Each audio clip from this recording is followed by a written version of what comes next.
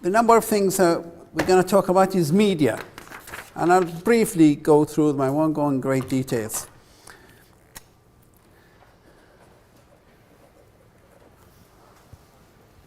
Media, or a medium, the medium is the material that carries the signal, through which the signal flows, whether it's wire or wireless. It can be divided into what's known as guided media or the unguided.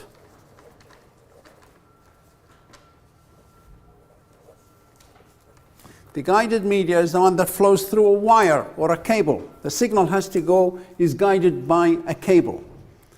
If the cable turns around, then the signal follows that cable. So the guided media is something like you put it in a cable and you twist it around so the signal flows through it and goes from one point to another, maybe connected number of machines or whatever it is. Or it could be point to point or end to end. The unguided, most likely, is the one that you broadcast, maybe wirelessly or a satellite. You send the message to a satellite and a satellite would broadcast it to a very large area. They call this the unguided. It doesn't need to be guided. Usually it's directed, but it's not guided. The guided one has to go through a wire. And out of the guided one, we look at few of them and we look at few cables. We'll talk about them, but the oldest is called the twisted pair.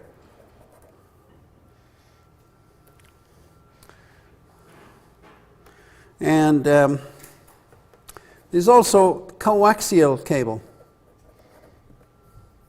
Twisted pair is actually two wires that are twisted around each other. The coaxial cable is like the television cable, the aerial cable. If you've seen it, it has a bit of a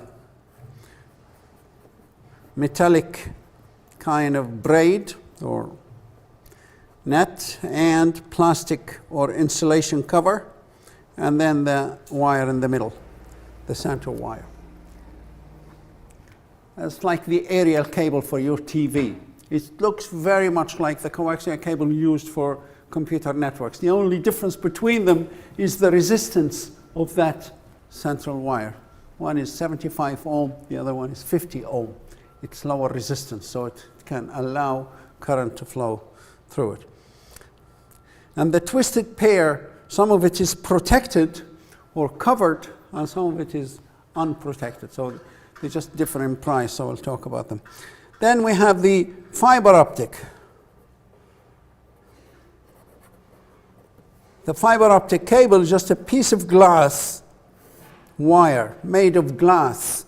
And there's a laser here that generates light, like you shine a light through it, and the light keeps going through that glass until it reaches the end and hits a light sensitive cell.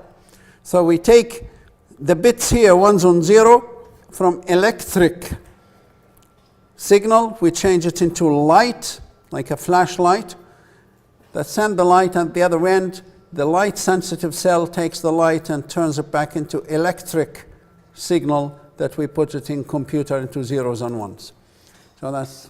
So the light, the fiber optic, it just carries the light, but at both ends we convert it from electricity or to electricity back into electric shape.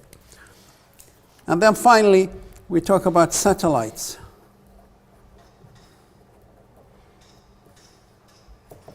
Satellites are just simple device that's receiver, it receives information, and a transmitter that transmits information. The only advantage is it transmits information over a very large area. Satellite is up into space at some distance from Earth, and when it transmits, it can cover a very large area. So let's talk about the twisted pair.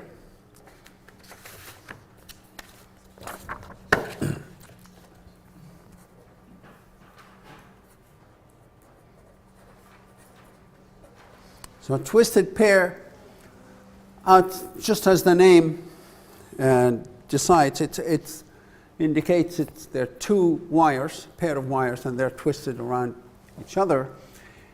And why did they decide to twist those wires? For two reasons. Imagine if we didn't twist them and we had the two wires connecting this computer and that computer. And if there is a magnetic field, if there is an air conditioning unit here, or any device that, electric device that when it runs, it generates a lot of magnetic field around it.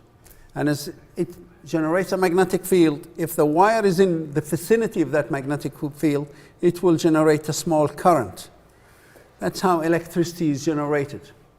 Everybody knows how electricity is generated. You have a magnet, you have a north and a south pole magnet, with magnetic forces flowing from north to south. And then we have a wire rotating inside that magnetic field. And as it rotates inside the magnetic field, it generates an electric current. So if there's a coil rotating here, current will start flowing through this, and that's how electricity is generated. Of course, the bigger the magnetic field, the more the current. So even if we don't have a very big magnetic field, it will still generate a bit of current. We already have our data flowing through this, but if you have now extra current flowing, that's what we call noise, induced noise through magnetic field. Now, if the two wires are in parallel, first, if it's a straight wire is a good antenna that will be a good receiver and will generate more current from even the smallest electromagnetic fields. That's why radios, if you have a radio and it has an antenna, it has a straight antenna is a better antenna. A radio with a straight antenna would receive the signals better. There are electromagnetic waves in the air, and the antenna would intersect with them, and they will cause a small, minute current to be generated in that antenna, and that's the radio signal. We amplify it and we can hear it. So a straight wire is a good receiver. We don't want this to be a good receiver, and hence it's twisted. And the other reason for twisting it is that if you had these two wires and one was closer to the source of magnetic field, close to the noise, it will generate more current in it. The one a little bit further away will also generate current, but a little bit less current. Sometimes it's better if we have noise that it's balanced on both sides of the circuit. We can deal with it better, we can eliminate it better than if it's off balance, if there's more on one side than the other side. So for those two reasons, they decide to twist the two wires. So they take a wire, twist it, and up, twist again. So if there is a magnetic source here and it causes interference, it will cause interference to this wire and also this wire. And it will not cause too much interference to this wire because this wire is not extending that way. It's bending and it's twisting around, so it's a bad antenna. Yeah?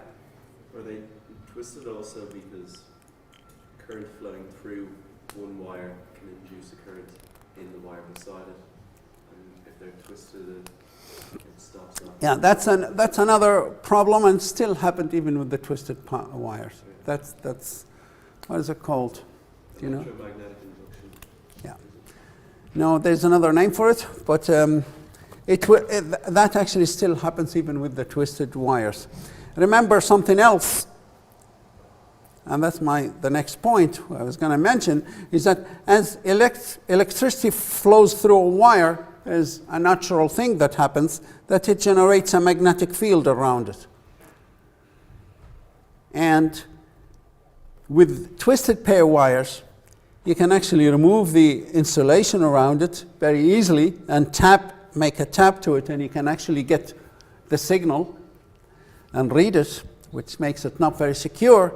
And even if you couldn't tap it, if you couldn't physically touch it, you can still sit a distance from it with a receiver, with an antenna that can actually pick this magnetic field generated, and you can actually download it, and you can see the data that's flowing through that wire. So you can actually read and store that data generated in a twisted pair wire. Yeah? Have you seen like Tempest approved laptops got things like this, you can use like an X-ray almost reader to read signals going through the circuitry on your computer from a distance away.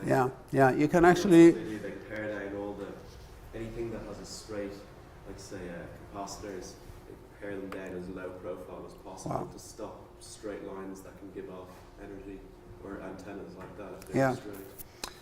Yeah, but that's a problem in the twisted pair. And with the older monitors, the monitors that actually generate the image from a high voltage or current coming from the back of the monitor, you can actually also pick those signals from quite a far distance through sensitive devices. You can see what's on the monitor. So there are a lot of devices used by a lot of different parties or people or spies or people, maybe competitors in the same industry or whatever it is, but the information flowing through a twisted pair is not safe for two reasons. You can tap it very easily, and it also, it's like radiating. It's telling everybody, here's what I'm carrying, basically. That's what it is, and you can actually pick it up quite easily. So these are problems with the twisted pair. So talking about the twisted pair, maybe there are few characteristics that we would like to, or advantages, disadvantages. So from being able to tapping the twisted pair, it can be done easy, and that's a bad thing. So I'll have an arrow pointing upward if it's a good thing, or down if it's a bad thing. So it can be tapped. So it's not secure. Also, it radiates. And that's also, from a security point of view, it's very bad. So it has two problems. It can easily be tapped, and it actually radiates. So anybody who wants to steal information off a twisted pair, it can be done very easily. Right, then we have noise. How does it get affected by noise? And that's, we said, if there is a magnetic source, it will generate small, minute electric current in the twisted pair, in the wire, and that is considered noise. So it's also poor from this point, and that's because it can be magnetized, or it's prone to electromagnetic noise. The other things that we might check is the bandwidth. And who would care to tell me what a bandwidth is? Yeah? Bandwidth is the maximum channel capacity, or the maximum capacity of Yeah, it would lead to the maximum capacity of a material, of a wire, or any other definition? Okay, it's the, yeah?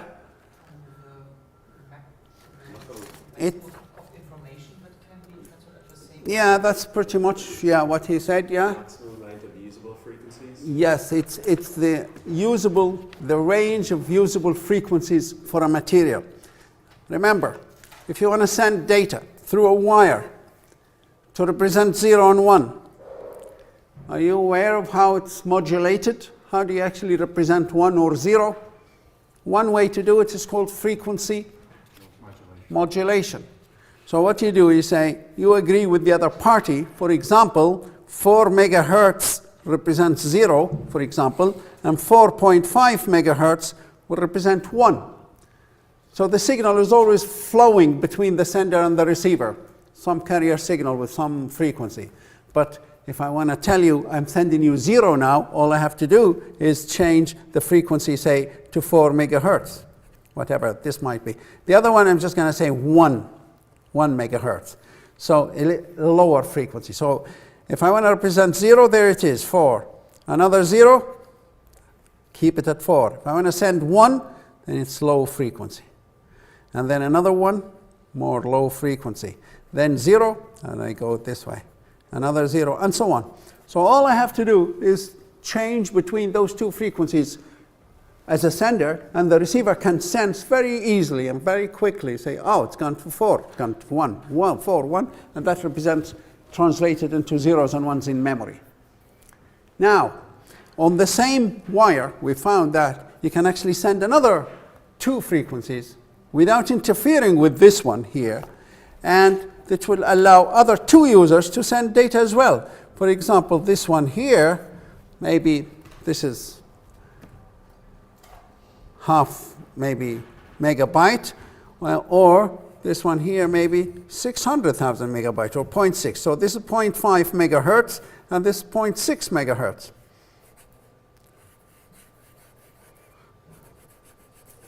So it represents 0, 0, 1, 1 by 2 other users. So, but as long as I'm using different frequencies, there will be no interference. Remember, the radios, right now, radio stations are transmitting their signals through the air. It has all different frequencies. And if you have a radio, if you have a car radio or an ordinary radio, and you select one of the frequencies, you'll be able to filter out and listen to it without any interference. So frequencies, multiple frequencies are transmitted simultaneously and without any interference. We can do that either in wire situation or wireless situation. It doesn't matter what the medium is. The medium is air in the wireless. In this case here, the medium is an electric wire, a metal wire. So every metal wire has certain frequencies that we can use. And the more frequencies we can use, the more signals we can transmit on the same wire. That's why we come in. Maybe bandwidth could mean 2 things. Could either mean how many frequencies you can use here, or what's the total amount of data. Because the more frequencies you can use, the better. And what kind of frequencies we can use, if you draw a diagram based on the frequencies, if this here, the frequencies, and this is maybe the amount or the clarity, the strength of the signal, you'll find that for every material, it looks something like this. Frequencies that are very low are very poor, and they're not usable. Frequencies that are very high, they're not usable either. They don't go for long distance, or they don't carry, or they need a lot of power. So they're inefficient.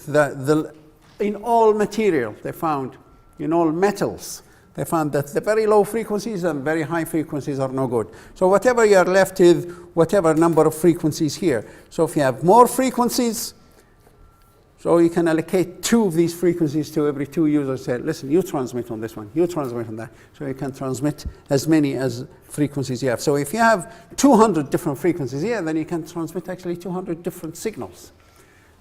If you had 2,000 different frequencies here, usable frequencies, then you can transmit 2,000 different signals, and so on. So the more the frequencies, so this is the range. This is called the usable range of frequencies, and that's what's known as the bandwidth for every material. And it's a natural thing for every material, for copper, iron, whatever it is. And they started experimenting with copper, add a bit of iron to it, add a bit of different metals. So it's an alloy that would give us better material. And now we've increased the twisted pair. It improves lots of things. And one of them is the distance the signal will go through a wire, and that's called attenuation. So how does twisted pair handle attenuation? It can go up to about 100 meters. That's not a lot. It's one of the worst materials. So it's poor. Right? So I'll put down an arrow. It's not a great thing. Bandwidth is not a great thing either. I don't know, what's maybe 100 million bits is maybe the maximum you can transmit on a twisted pair. I don't remember the exact number, but it's in the notes. Right, so this is some of the material, some of them. What about weight? If you need to connect very long distance cables, wire would be very, very heavy. Copper would be very, very heavy. So heavy compared to other material. Attenuation, the signal will go weak, and you'll need a repeater after 100 meters. Then you need another repeater after 100 meters, and so on. It depends. So this is twisted pair. They tried to improve the twisted pair by putting insulation onto it and insulating each wire separately, and then putting a metal cover onto it to make sure it's protected against radiation. So if it radiates, the metal cover will hold some of that. It improved a bit, but it just made it even more expensive, but it improved it a little bit. But what about cost-wise? Cost compared to fiber optic and other material. Right now, I'll just put down, that's the big question mark on the cost. So even though you can buy it very cheap, very, very cheap compared, meter per meter. So if you buy a meter of twisted pair and a meter of fiber optic, twisted pair is going to be cheaper. I don't know. How much is a fiber optic cable if you go and get one of those high dense, definition fiber optic cables to connect? It probably costs €5, maybe €10 a meter, maybe 15? No, I'm just thinking about the optical audio cables are quite expensive. Yeah. They're like for 2 meter one, you might be looking at on 30 quid or 35. Yeah, okay, give or take. Right. With twisted pair, probably a meter will probably cost 50 cents or less. So it's much cheaper per meter. But we'll see later on that the bandwidth, the total amount of material you can carry in twisted pair is very, very small compared to a fiber optic, which carries in the range of terabytes per second, as opposed to megabytes per second. What was now the cost of 1 meter for fiber optic? I didn't hear how much that is. You didn't hear how much? You said 50 cents for the Twisted pair. and how much for the fiber? Well, it varies from fiber optic. Say from €5 to €30. He said it can go up to €30. But there's a big difference between them. Maybe 10 or 15, 20 times different in expense. But it does not, be careful, it does not mean the twisted pair is cheaper. If you say it's cheaper, you have to say it's if we buy it meter for meter. But if you have a project to deliver 20 terabytes of data, you'll probably need, I don't know how many cables you need of a twisted pair to carry 20 terabytes, but with fiber optic you probably need 1 or 2 wires and they'll carry it. Well, you might need 200 of the twisted pair cables to carry the same amount of data. So you'll need to be careful about the cost. Don't say it's cheaper without further comments. Right, okay, we'll get to some other properties of twisted pair as we talk about the other materials. So let's talk about the coaxial cable. Coaxial cable is, we won't talk too much about it because it almost falls under the same category. So coaxial cable, it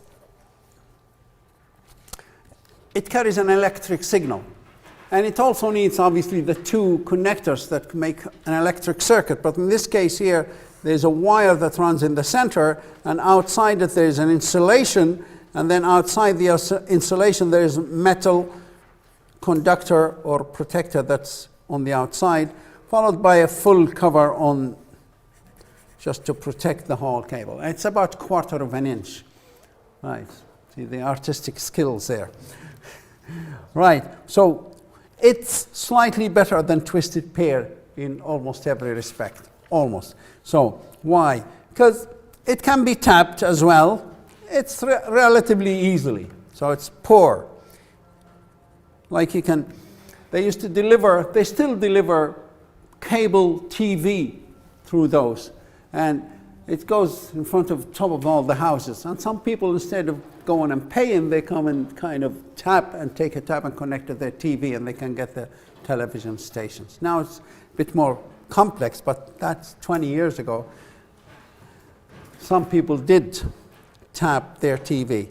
So it's easily tapped, it's not secure, and it radiates. It's not as bad as the twisted pair. It's slightly better, but it's still bad. So I'm going to put on the twisted pair really bad. This one is not as bad as the twisted pair. But still bad enough. It still radiates, but not as much. It's slightly better insulated. And also, getting affected by outside noise, by electromagnetic noise, twisted pair is really, really poor. This one is only a little bit poor, not as poor as the twisted pair. But still, it will resist noise even better than the twisted pair. Bandwidth is even better. So bandwidth is very, very small in the twisted pair. This one has slightly more bandwidth. Probably goes into the gigabyte maybe. So this one goes into the megabyte, gigabyte. Attenuation, it's slightly longer, so it goes to 185 meters. So if this is really, really bad, this one is not, it's still bad. You still need a repeater after 185 meters. And still relatively heavy, they're both bad. And cost, I'm just by meter, here per meter. It's fairly okay. Slightly more, well, this is very good, this is not as good. It's, when I say cost, it's good, that means it's not very expensive. It's very cheap. You can write the word cheap. This one, slightly dearer, but still considered cheap. But remember, that's only to buy it meter for meter. All right, so let's go to the next. Fiber optic. Fiber optic cable. So fiber optic cable is a wire that's made of glass. Fiber optic cable. It's made of glass, so it's not, what goes through this wire is light, not electricity. So light is flowing. And light, slightly faster than electrons going through a wire, but not a whole lot faster. It's not 100 times faster. Like electrons flow at approximately 2/3 the speed of light. So even though there's a bit of an advantage of speed, but it's not a great advantage. So we never say, what's the advantage of fiber optic? Data travels a lot faster. That's not, there's no such advantage. It travels a tiny little bit faster, but it has other advantages and other problems. So the way it works, you need a laser here, light generator that takes electricity, turn it into light. Send the light through this glass, receive here light into a light sensitive cell, takes light, turns it into electricity. So that's basically, what a light fiber optic wire. It's very thin wire, and it carries terabytes. That's hundreds, if not thousands, of as much as a twisted pair can carry. That's why you can't say on the twisted pair cheaper. So if you need to deliver a lot of data, fiber optic cable can do it. Also, so let's go back there. It cannot be tapped. Once it's broken, it cannot be fixed in situ. You must replace the entire cable. So far. Maybe in the future we'll have a device, you put it over it, press a button, it will melt it, or freeze it again. But now, right now, if you melt it and freeze it, it's just the signal doesn't go. So, it cannot be tapped. No. And is that a good thing or a bad thing? From a security point of view, it's fantastic. But for practicality, so tapping has two scenes. One is from security and one is from, practical. If you want to add another machine, you want to connect another machine to your network, to our network. We have 10 devices. We want to add one more device. With twisted pair, you can ease it. You can cut it with pliers, fix it, and it's easy to add another terminator and you connect it.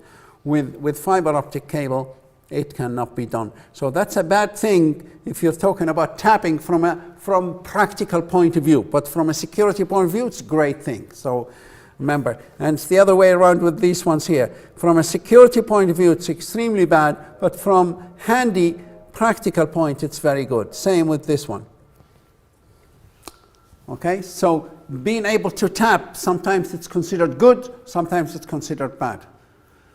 If we want to do it in our company, legitimately, and we want to add another machine, we can't do it if we add a fiber optic. They started now producing multiplexers. You get a small device like this that takes one fiber optic cable and can generate 64 fiber optic cables. So you don't have to break it. So you connect that and you can add a device here. You have 4 or 5 machines, but over the year you might use the rest of them. So now they're selling more of these devices that can actually reflect the light. It's already manufactured and ready, so you don't have to do any tapping. If you need more machines than this, if this is a 32 and you need a 33rd machine, can't. You have to go and buy another one with 64 or find another solution. Now, the other good thing, does it radiate? No, it does not radiate. No, it never radiates. It doesn't radiate, and that's a big advantage. This one, yes, and it's a problem. Yes, and it's a problem. But this one, it does not radiate. From a security point of view, it's fantastic. So from a security point of view, there are two good points for fiber optic. You cannot tap it, and it does not radiate. With twisted pair, it can be tapped easily, and it radiates. So from a security point of view, you should never use twisted pair. From a noise point of view, this can be affected by electromagnetic noise, pick up noise very badly. This one still picks noise. This one never. No, never, and therefore it's very good. So a signal traveling on a fiber optic cable is absolutely clean, noiseless. Yes, sir? Sorry, could you quickly go over what radiation is again? The what? What radiation is? Radiation. Fiber optic cable never radiates. It does not radiate electromagnetic signal, and therefore nobody can pick a signal outside the wire. With a twisted pair, if a signal is going through a twisted pair, it's radiating, so you can pick it up without touching the wire. You can't do that with fiber optic cable. Is it because every electric current generates Yes, every electric current flowing through a metal wire generates a magnetic field around it. Every light flowing through glass does not generate a magnetic field. Bandwidth, it's fantastic. It's the biggest bandwidth of any medium. It measures in the terabytes per single wire. And remember, when they make a wire, they don't make a single wire. When they lay down a wire, they lay down hundreds, dozens, or even hundreds of electric or fiber optic wires, very small, thin wires, and insulated from one another. They're wrapped, so light they don't radiate, but light should not escape out of these glasses. Then the problem of attenuation. This one can go up to 100 meter in the latest twisted pair cable, class F wire. Class A, probably the signal goes for 10 meters. They improved it. Class B went to 20, class C. Now we have class F wires. Maybe next year they'll improve the twisted pair. It'll go maybe to 120 meters. But now the maximum distance is around 100 meter. For coaxial cable, there are two types of coaxial cables. The thin and there's a thicker one. Thick one is about 3/4 of an inch or half an inch thick. And it actually, the distance can go up to 500 meters. So we either have 185 meters or 500 meters. They're two different types of coaxial cables. But the 500 meter distance, this wire is really thick and heavy and difficult to carry and handle and all that. Now with fiber optic cable, anybody knows what's the range of fiber optic cable signal, give or take? A lot. Yeah. Would it reach a kilometer or two? All right, okay. So it's actually between 60 and 100 kilometers. The signal will go in a fiber optic cable a distance of around 60, maybe 70 kilometers without the need for a repeater. So if you want to send a signal from here to Belfast, you might, if you use fiber optic cables, you might need one repeater along the way. If you use twisted pair, you might need hundreds of repeaters. So sometimes it works out real cheap to use fiber optic cable rather than twisted pair. So it's the quantity of data is huge. The bandwidth goes into the terabytes. The weight, again, with big projects that you need to lay down kilometers of wires. If you're carrying kilometers of copper wire, you need big heavy trucks to carry those. They're very, very heavy. With glass, they're very, very light. So it's fantastic. They are much lighter.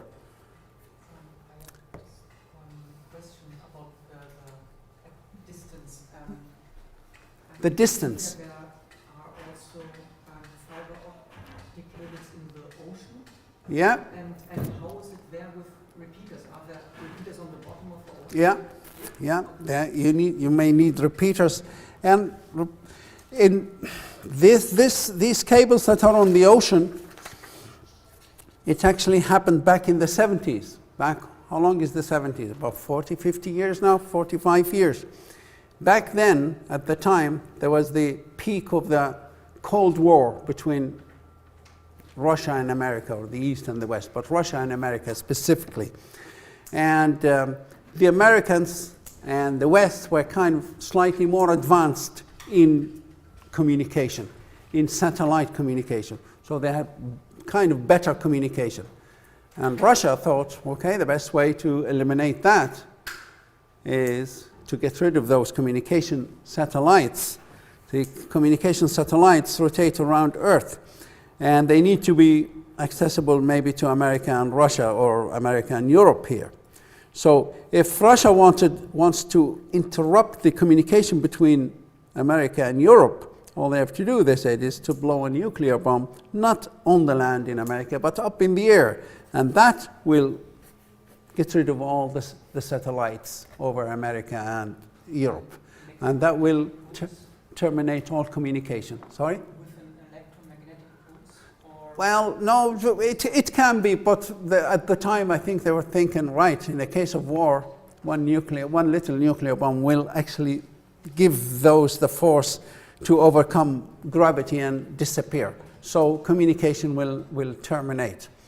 They can be, of course, interfered with big magnetic fields and noise, but that's how to get rid of them, is to blow them away. The nuclear explosion emits electromagnetic pulse. Yeah, but temporary. But getting rid of satellites will terminate communication completely. So America and Europe thought of a standby kind of a backup device system. So the backup system, they said, so if this is America and this is the ocean between them, they said, right, so we have satellites now here. The signal goes up there, it comes back to Europe, and vice versa. So they said, if these go, how are we going to have, so let's try fiber optic cable. So they decided to lay down a fiber optic cable between Europe and America. And back in, I think it's in 1974, they started laying it from the west of Ireland here all the way to the eastern coast of America. And fiber optic cables were kind of fairly new at the time. So they said, well, we'll experiment with it and we see, and we keep it as standby. So they did eventually lay down the cable. And they started experimenting with it. So they started sending few telephone calls through it, few radio stations, few TV stations, and guess what? And they expected maybe to run maybe for 10 years or so. It's been running now for 45 years, and it's carrying 45% of TV broadcast, radio broadcast, telephone communication between America and Europe. And it's still going strong. It hasn't rusted. It hasn't, and that's maybe another advantage or point to add, or when you compare mediums, is the environment. They call it the environment. That's humidity, salt, things like that. If you put a copper cable in a humid environment, salty environment, it's very, very, very poor. It will rust. Rusting, and then in 1 year, it'll probably be useless wire. Same as the coaxial cable, but with fiber optic cable, it does not rust. It's glass. It never rusts. So it can handle humidity much better. And guess what? This project is still running now between America and Europe. And it's no longer as a kind of a standby. It's become a major kind of medium for communication between the two. Only one cable. Well, I'm sure, no, it's not one wire. They never, ever lay down one single wire. There'll probably be a bundle of wires but in this case, they probably laid multiple cables, and they probably laid multiple bundles of cables around the place. So, because of course it can be destroyed as well, but you need to find it first, so it's extremely difficult to find. And you wouldn't even find it with a metal detector. So it's a pretty good project, proved to be one of the most successful communication projects, right, through history. So, and it's still working, it's still going strong, and it's a good example for many others to follow it. Now, cost-wise, be very careful with the cost. Meter for meter, this is very expensive, but I'm going to put a question mark so you don't tell me this is cheaper than that without any further communication. Always, as it turns out, twisted pair ends up at the end cheaper than, the fiber optic ends up to be cheaper than twisted pair at the very end. Depending on the amount of data you want to transfer, the distance you want to transfer it, then you need a lot more twisted pair cables than fiber optic cable, maybe hundreds or thousands more. And that makes it very expensive and very heavy to carry and all that. But how about handling? Handling as in easy to work with or difficult? Obviously this one is the real easy because everybody's used to it. And who didn't ever cut a wire, you know? It's been around for 150 years with us. Telephone wires all are made of this. Electric wires are, you know, made of metal, and so these are fairly easy. This one is very poor. It breaks. Fragile, from fragility point of view, fragile. Yeah. So this one, very strong, solid, strong. So it's very good. So is this, but this one breaks very easily, very, very fragile. If you stand on it, it actually destroys it. You break the glass. And it's, you can't twist it around corners. That's handling. If you need to go around this corner, you can't with a fiber optic cable. You have to go around in a big radius just to make it. And they've improved this glass, because remember, it's glass and it's kind of straight and doesn't bend very easily, but they've improved it with some special pure plastic that made it a little bit more flexible. But still, it would not make a sharp turn like a copper cable or wire would. So, there's one major problem with this. This is the type of transmission or signal. Some signals are known as full duplex. Do you know what full duplex is? Full duplex, and this is simplex. Full duplex is sending signals both directions at the same time. Yeah. The simplex is only one in one direction at a time. No. That's half duplex, is sending in one direction at any given time. Yeah? What exactly does duplex mean? Duplex mean you can send signals on the same wire in both directions at the same time, simultaneously. Half duplex, you can send in this direction, you stop, send in this direction. You can send in both directions, but not at the same time. Simplex, you can only send in one direction only. And that's the disadvantage of twisted pair, or sorry, fiber optic cable. So it's a kind of transmission.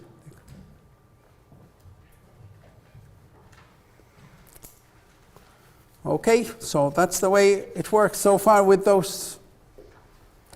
So the major advantage of fiber optic cable is the bandwidth. The amount of data it can carry is unbelievable. And it's the security. It's extremely secure. So these are two major issues. And only fiber optic has them, of all mediums. So the last medium I talk about is satellite. So satellite is a device that has a receiver and a transmitter. Who's looking after the break times and management here?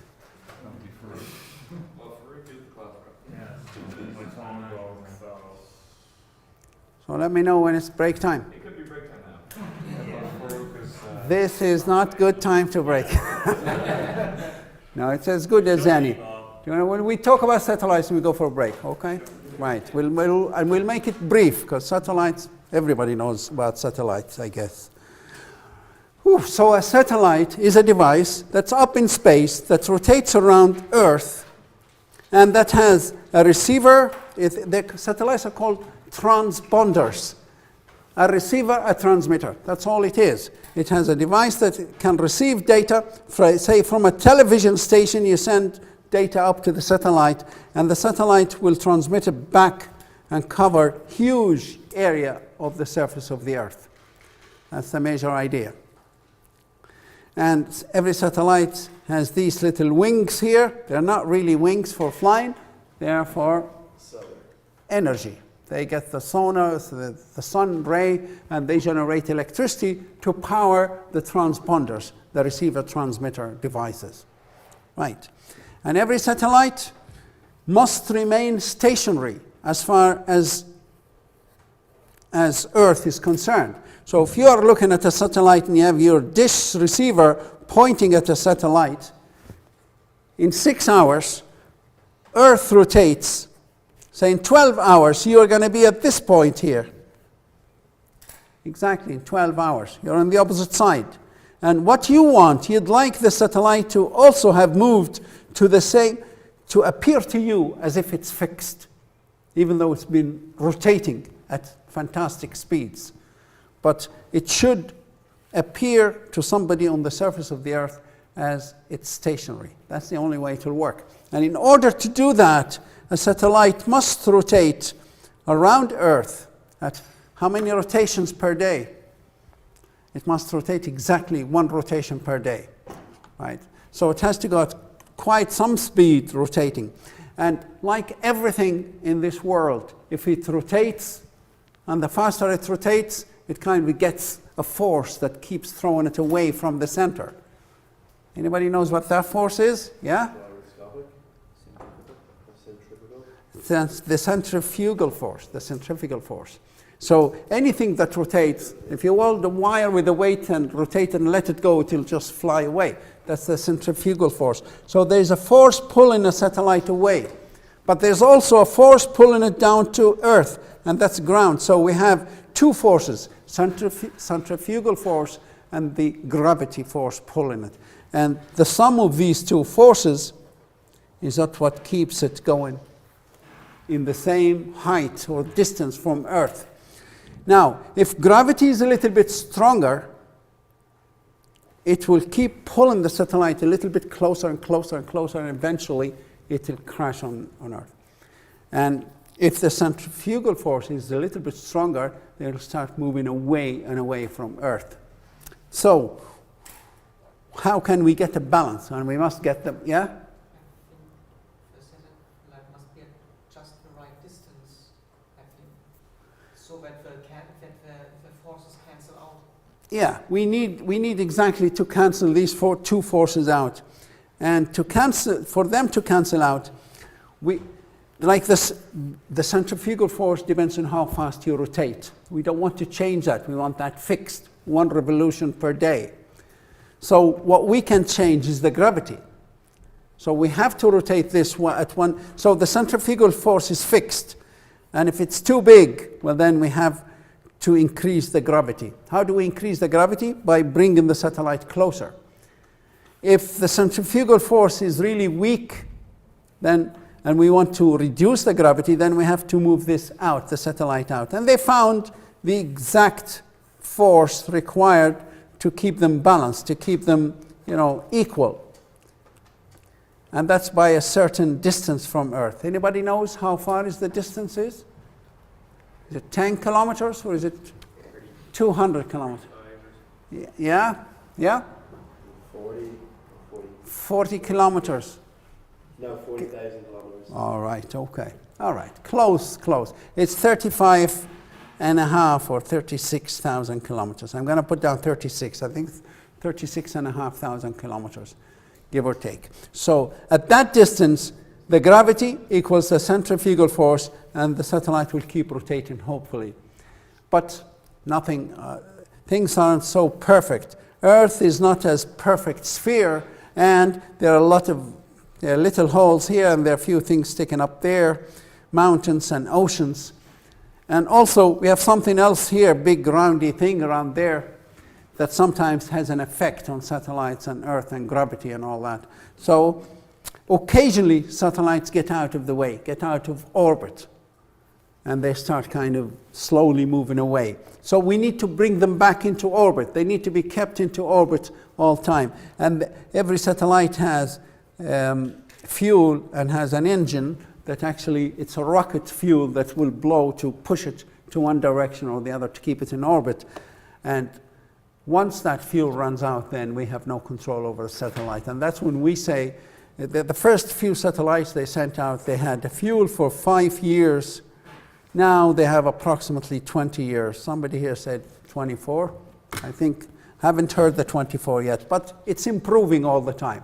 So satellite has a limited life, and that's maybe another thing to add to these characteristics. Lifespan.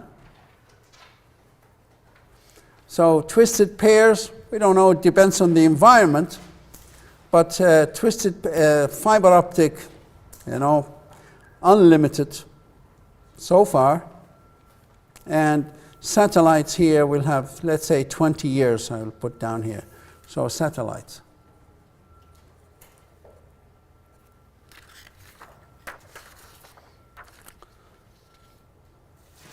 Now, once you travel 36,000 kilometers, then if you send a signal from a TV station up to a satellite, it has to go that way, and then it's transmitted back to cover a larger area. Then it has to travel 36 and 36, so there's a total of 72,000 kilometers. And that takes, you know how long does it take for light to travel that distance? Yeah? Well, I can't say the exact amount, but less than a second, much less than a second. Yeah, it's less than a second. Anybody knows? About a quarter, isn't it? It's a quarter of a second. Like no, we won't calculate it. We've probably already done it last year. So it takes a quarter of a second delay. So all satellite communication has a delay built into it. And that's the delay that I'm going to write here. Delay, no, 0. No delay, so that's very good. No delay, no delay. And this one is 0.25 of a second.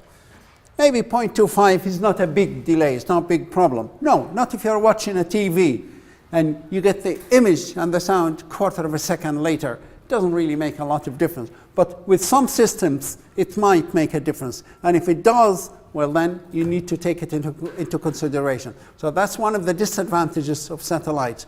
That delay that every satellite has, a quarter of a second delay.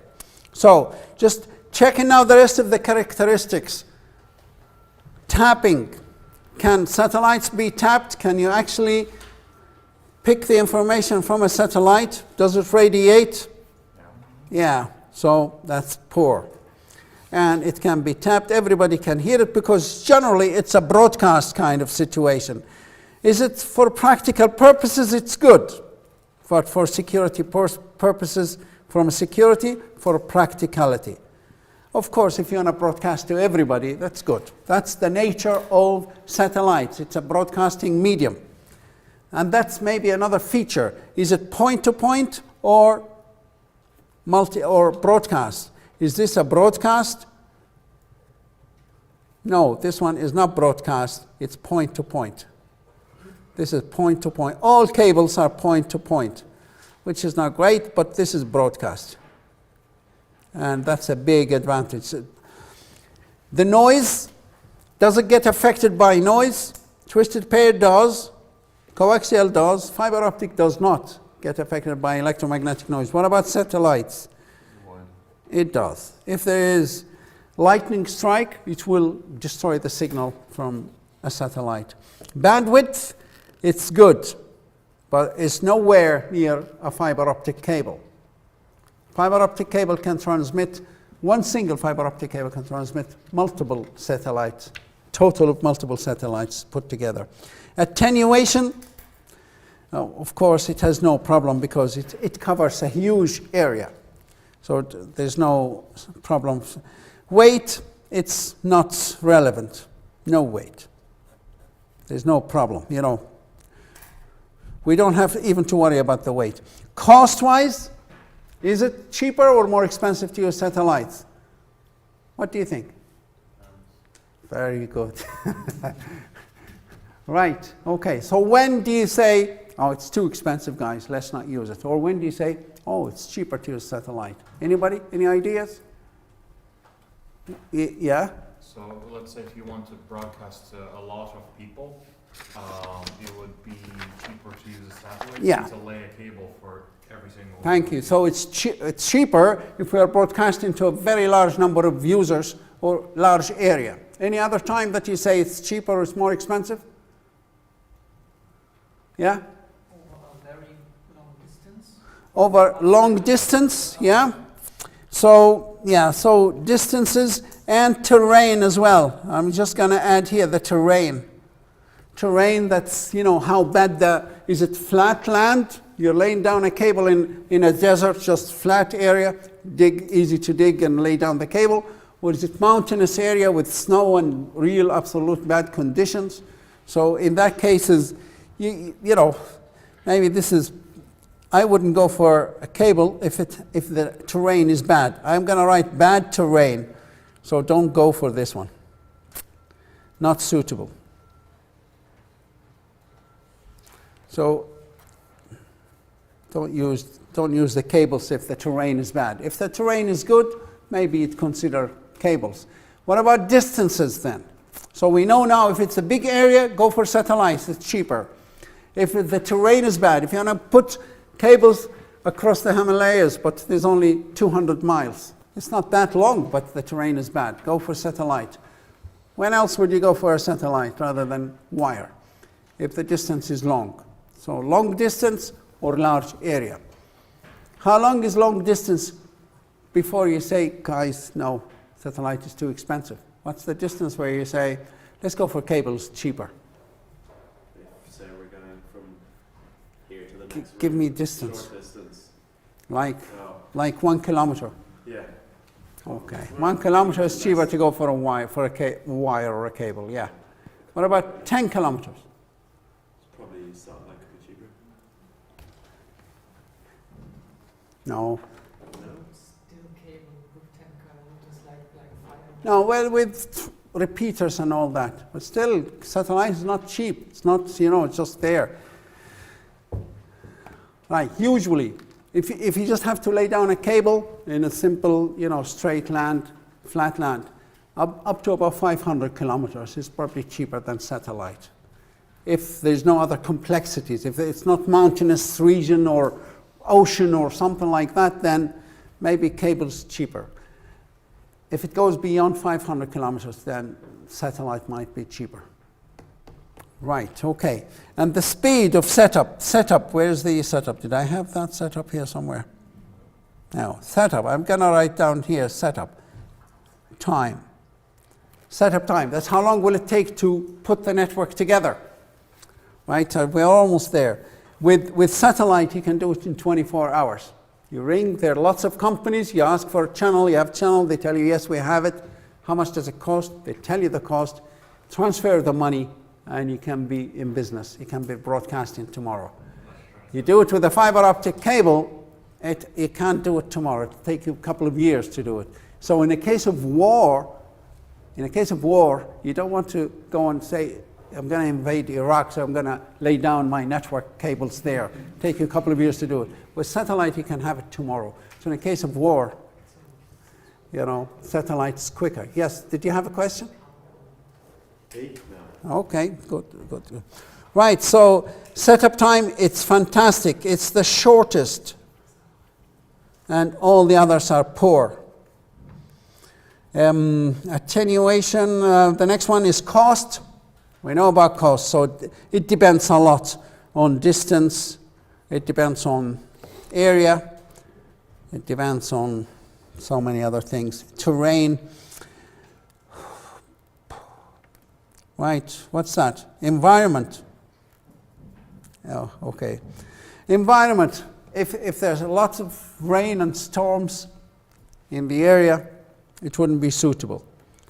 So just because of the noise, but we mean here by environment is water and humidity, and we're worrying about rusting and the equipment going bad. Satellite you don't have to worry about that. It's out in space, so there's no issue. Handling, you don't have to handle it anymore. Fragile, you don't have to worry about it. If it breaks or gets damaged, you go to another satellite. Like, we're not talking about fixing. We're not in the business of running satellites. We're in the business of communication. A satellite to us is just a tool. Is it usable or is not? It's just like a transmitter. We don't learn how to fix transmitters or repair them or manufacture them, but we use them, and we assume they're there. Everything breaks at some stage. So finally, it's a full duplex, so you can send and receive data to a satellite, and the lifespan is around 20 years. So these are the mediums what we need to worry about. So just finally, which one is better, a twisted pair or a fiber optic cable? One question before the break. This is the only question I have. Which one would you recommend? A company says to you, come on, we need to make a decision. We're going to use fiber optic cables for satellites. Which one would you say? Right. Which one is better, satellite or fiber optic? Depends. Okay, depends. I'll see you later. Has everybody signed the attendance sheet? Right, we'll see you after 15 minutes, guys. What time is it now? Yeah. Just, yeah, 1 sec. Break.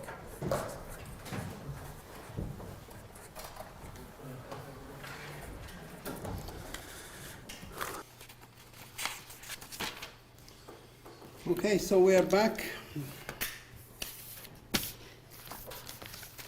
My question is, which is more secure? Which of the medium is more secure? Satellite or fiber optic or twisted pair? Why? Can be tapped. Cannot be tapped, and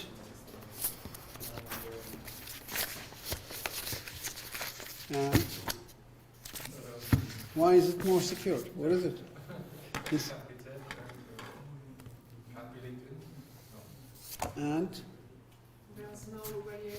And it doesn't radiate an electromagnetic signal.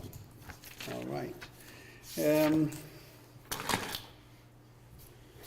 So if we want to transfer data, which medium would you recommend to a company? A company says, right now we're going to send our data to set up a network or some form of communication. What shall we use?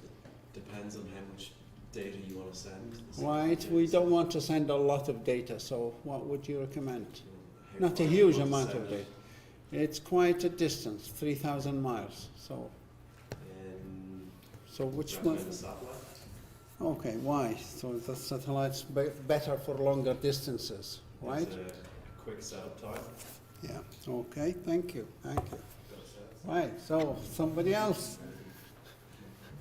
Why would you? Right, same question to you. We have data, we want to transfer, we want to set up some form of communication. What medium shall we use? No, I'm talking to the gentleman there. Pardon? Yeah, ask me questions. I am the customer.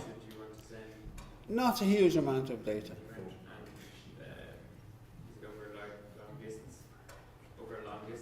Not huge. Wait, yeah, longest distance, but a medium, not really long distance. 300 kilometers maybe. Is that long? We don't know what's long. You decide. Pardon? Why would you use fiber optic? For 300 kilometers. Yeah, but it's even though it's only 300 kilometers, but it's over huge mountains and valleys and. No. You only use satellite then. It's over. So I should have asked me more questions. Right. Okay. Right. What about you? What do you think? One of you gentlemen here, whoever, you're ready. Yeah. Okay. So we're gonna communicate. We're gonna set up some form of communication. What shall we use? Which medium should we use? So what's the distance Distance is about 200 kilometers. 200 kilometers. And what's the amount of data you'd like to It's medium amount, it's not huge amount. send? What kind of environment are we talking about? It's nice flat surface, it's not too bad. Um, medium distance. Longish distance, I didn't say, short distance. It may be 400 or 500 kilometers, but on the edge of switching between cable or satellite. Any other factors you should consider? What do you think? Help him out. The guy is worried about distance and about, I don't know what else he asked me about. Quantity of data. Anything else he should be worried about that could help him make his mind up? Yes? Do we want to send the data very securely? Yeah, security. Are we worried about security? Yeah, this is very sensitive information. Then fiber optic. Then fiber optic, okay. So we might take extra cost, but for extra security. So you need to check all these things we talked about. Are you worried about security? Are you worried about noise? Are you worried about, is the terrain good or bad? The bandwidth, attenuation, setup time, weight, all these things you should worry about and consider which would be the best to use. Now,